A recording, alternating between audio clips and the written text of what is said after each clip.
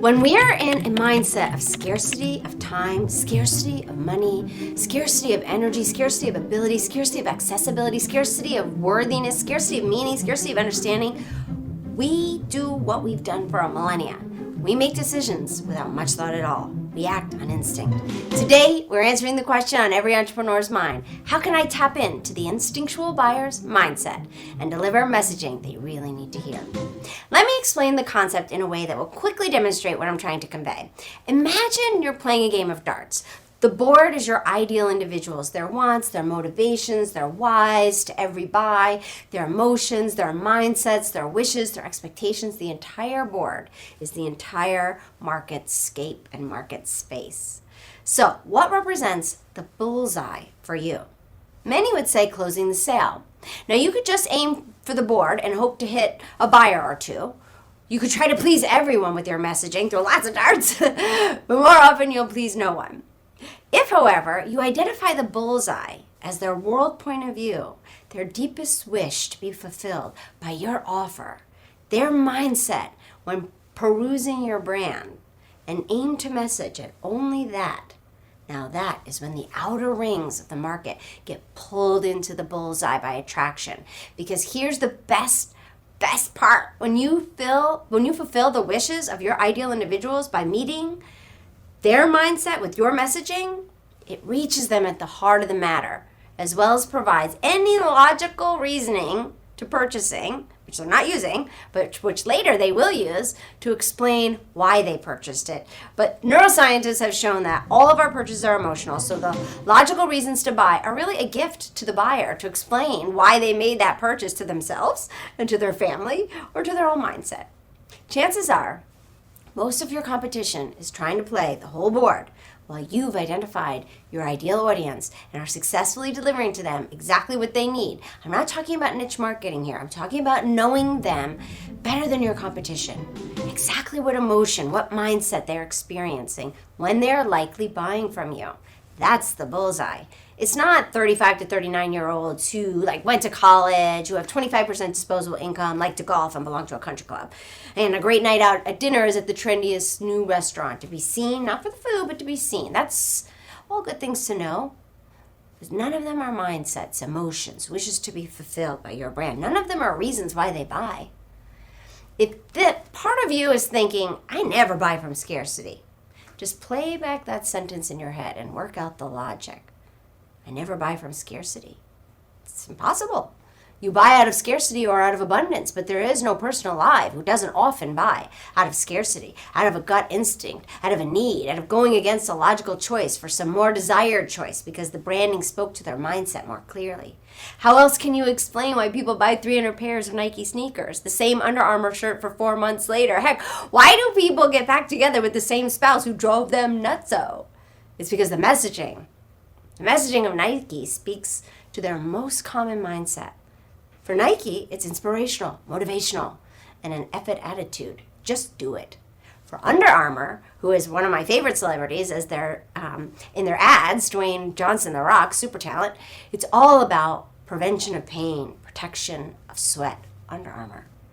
Visa ran the campaign, Don't Leave Home Without It. This is perfect for the mindset of the weary traveler. They are in a mindset of scarcity of ability to access, but there's nothing to fear because Visa is everywhere you want to be. So don't leave home without it. Mastercard ran the campaign in 1997. There are some things money can't buy. For everything else, there's Mastercard.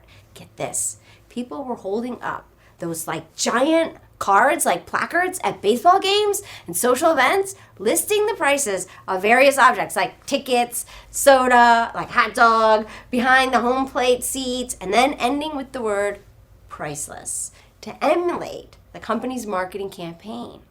22 years later, priceless is the cornerstone of Mastercard branding. Now, I have named and branded for several credit card companies. I work with Capital One, I work with Chase, and I've worked a lot with Discover Card. I just want to make this clear I haven't worked with MasterCard or Visa, but these are spectacular case studies for what we're talking about because the branding is done so well. So think about this. What mindset were they branding to? Scarcity of abundance, MasterCard? Or scarcity of time? They started out with, there are some things money can't buy. For everyone else, there's Mastercard. Time is what you can't buy. A great time is priceless. Memories are priceless. Who cares if the soda was $8 and the seats were 3 times what they should be? This moment is priceless. That's what their customers were saying. Can you see how both credit cards are branding to an emotion, a mindset, yet they're on opposite sides of the pendulum swing? The protective side with Visa and the let go, you only live once, so enjoy life side with Mastercard. Okay, lean in, because here comes in what was coined the Blue Ocean Strategy by Chan Kim and Renee Malbon. There is tremendous value for identifying uncontested market spaces or mindsets, uncontested mindsets within crowded market spaces, right? That haven't been branded to yet, much like Mastercard did to resurrect the company from Visa's domination in the 90s. Competing in an overcrowded industry cannot sustain high performance for a brand. It is vital to identify and cater to new uncontested market spaces or mindsets within crowded market spaces. Ergo, if you think about this, you can make a blue ocean strategy work in any market. So rather than struggle for or steal little bits of market space that's already dominated from someone else, you can create new demand for your product or service because you merely tapped into an untapped bullseye, an untapped mindset of a huge population who's been waiting to hear the right words. Maybe they hate wary travelers and feel like, I don't want to associate myself with that isolationist fear of the world mentality. Maybe they're the kind of buyer who loves buying on instinct without much thought, and that this is a treat for them, and they want a credit card to treat themselves, not to protect themselves down some dark street, they having landed in Paris at 4 a.m. You know, they're the kind of person that are less likely to run to the nearest hotel room and beg for a room. Rather, they like to take a stroll on every dark, crowded street at 4 a.m. to find their favorite version of lemon gelato, and within walking distance, and that to them is priceless. You don't need to chase customers to attract them to the presence of your brand's message. Let me share with you another story about how a brand that refused to try to appeal to everyone. And this story is of Lululemon, who I'm wearing right now. Lululemon Athletica, a yoga-inspired athletic apparel company, is founded in 1998 and in 2000 was a standalone store as of October, I think it was 2015, Lululemon was in over 350 locations. How'd you like that expanse, right? In a market full of companies that make athletic apparel, they cater specifically to those looking for yoga apparel. So what accounts for the success of the company that many claim is amongst the fastest growing retailers in the world? What accounts for the cultish following that the company has developed in spite of the fact that its product price point is much higher than that of comparable brands? Here again is the concept of finding and tapping in to a whole new market for their products by tapping into the mindset of a huge population that has been inside that marketplace but not tapped into yet. And this is red carpet branding for sportswear. While there are still plenty of brands that sell fitness clothing and fitness apparel, there weren't any that offered the quality products that Lululemon offered with the unique shopping experience that the brand is well known for. Visiting a Lululemon store is unlike other stores for several reasons. It's because they don't have salespeople, but educators. That's what they call them. Educators who answer questions and offer personal guidance to, they don't call them customers, they call them guests. Right? If you'd like it during that time, you can have one of their personal educators become one of your personal shoppers for the day and help you select an entire wardrobe or presents for everyone in your family. In fact, customers, they're not customers at all. They're guests on the premises. And this is the mindset that in and of itself offers a unique user experience. The guests don't just visit to make purchases. At least at first, right? They visit for the running clubs, the yoga classes, the other fitness-related experiences, the attention, the love, the Lululemon hosts. People visit for the personalized service, the sense of community that each store offers. People often visit after a hard spin class or a hard run just to say hey and see what's new. It's social. It's a red carpet experience. It's a place to be.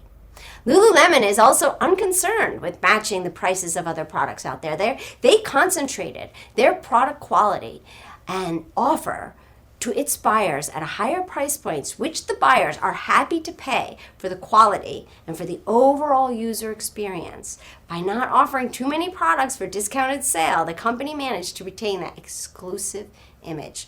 Laura Klauberg, Lululemon's Senior VP, is clear that her brand is not about affordability. It's about quality, innovation, in fabrics and finishes. They aren't even trying to appeal to everyone. This is why they appeal very successfully to their ideal audience. By not chasing their customers, they make sure that their customers keep coming back for more.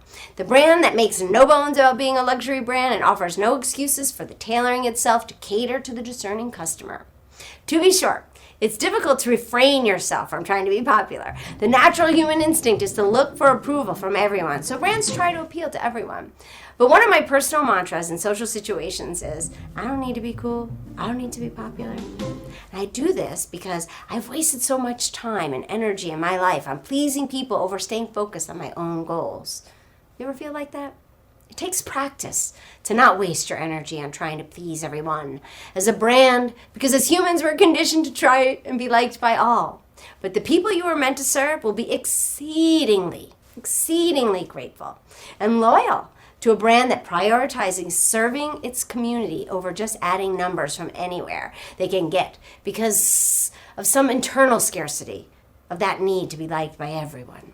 Now, Lululemon often attracts criticism from those who call the brand cultish, faddish, or overpriced. Lululemon has no quarrel with these people. They do not form a part of their target demographic. Lululemon has already created and tapped into its own blue ocean by adapting a customer education-centric approach, a red carpet, treasured guest of honor experience, and by offering consistently high-quality, innovative products.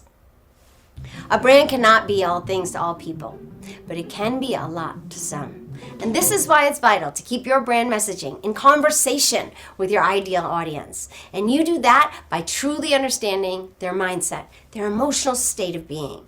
As you remain committed to this, your ideal audience will gravitate towards you. They will feel compelled to do so by the emotions they associate with your brand. If you'd like me to do an episode entirely dedicated on how to identify your ideal individuals, type hashtag ideal individuals in the comments below and I'll get right on it. But for now, ask yourself, have you identified your ideal individuals, who they are? What is their mindset, their emotional state when they're likely to buy from you? What human instinct are you speaking to with your brand messaging? Who are the people that you've created your product or service for? What are their greatest needs? What do they have in common that will make your brand appeal to them? Are you targeting too wide of a customer base, or are you hitting that bullseye of their mindset? Here's what you can do right now. Find your most valuable customers, who they are, and create one upgrade, one refinement you can make to your brand message to reach them at the heart, so you won't have to chase them. They'll come to you because you get them, you touch them, you see them. Thank you for joining me today. If you enjoyed this episode, make sure you subscribe to my channel and click the bell so you don't miss a single thing. I release new episodes every Tuesday and Thursday, so you can treat this as your own masterclass for becoming an inspiration to millions. And as always, the way to become an inspiration to millions starts with our motto and my own core value, to love what you do and love how you do it. Thanks for watching. Don't miss out on a single thing. Subscribe below. And here's something else I think you'll love.